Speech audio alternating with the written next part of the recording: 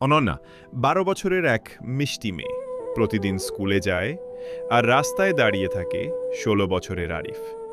সংসারের অভাবে কাজ করতে বাধ্য। প্রতিদিন দুজনের চোখে চোখ পড়ে।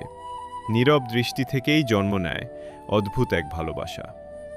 একদিন সাহস করে অনন্যা আরিফের হাতে দিল একটা লাল গোলাপ। বলল, আমি তোমায় পছন্দ করি। সেদিন থেকে শুরু হলো গোপন দেখা, ছোট ছোট স্বপ্ন আঁকা। ৫ বছর কেটে গেল মুহূর্তের মতো। কিন্তু হঠাৎ খবর এলো অনন্যার বিয়ে অন্য কারো সঙ্গে ঠিক হয়েছে। বিয়ের দিন কনে সাজে অনন্যাকে দেখে আরিফের বুক ভেঙে গেল। চোখে জল, মুখে নিঃশব্দ কষ্ট। গাড়ি এগিয়ে গেল, অনন্যা চলে গেল দূরে।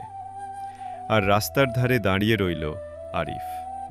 কারণ ভালোবাসা মানেই সবসময় পাওয়া নয়, কখনো কখনো ভালোবাসা মানে নিঃশব্দে ছেড়ে দেওয়া।